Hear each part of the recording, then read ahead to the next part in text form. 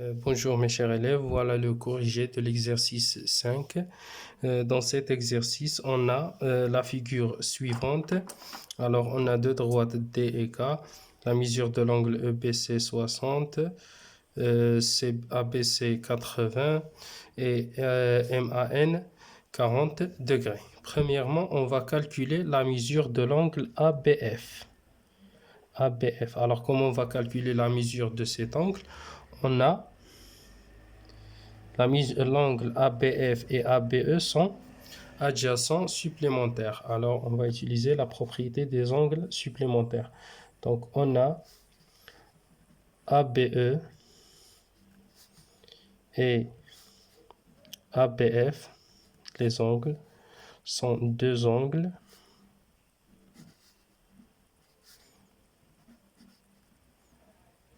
adjacents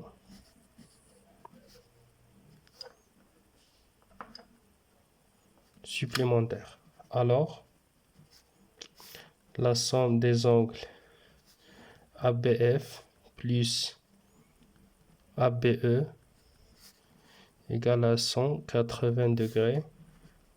Donc, ABF égale à 180 moins ABE. Alors, ABE égale à 60 plus 80, c'est 140 degrés. D'où la mesure de l'angle ABF égale à 40 degrés. Pour la deuxième question, on va calculer la mesure de l'angle BAC, la mesure de cet angle. Donc, comment on va calculer ça? En utilisant MAN. Alors, on a BAC et MAN sont opposés par le sommet. Alors, la mesure de l'angle BAC égale à 40 degrés. On a les angles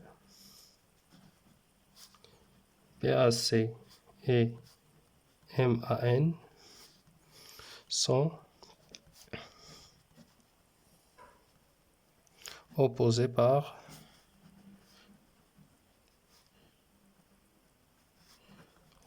le sommet. Alors, BAC égale à MAN. Donc, BAC égale à 40 degrés.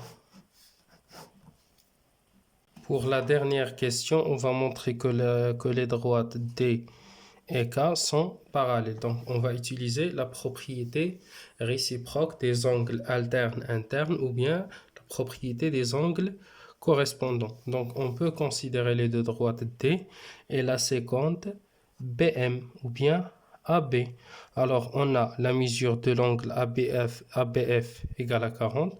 On peut considérer ces deux angles ABF et MAN sont correspondants. Puisque les deux angles sont égaux, alors les droites parallèles. Ou bien on peut considérer les angles alternes internes ABF et BAC qui sont égaux, alors les droites sont parallèles. Donc on considère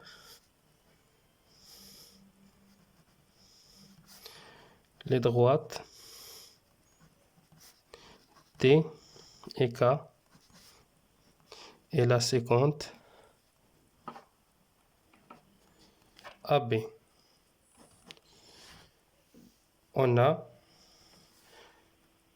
ABF et les angles ABF et par exemple PAC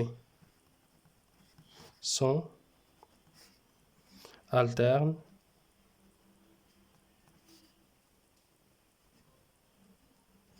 internes. Et puisque ABF égale à 40 degrés et PAC égale à 40 degrés, alors ABF égale à BAC. Alors les angles alternes internes isométriques signifient que les droites D et K sont parallèles. Donc D parallèle à K.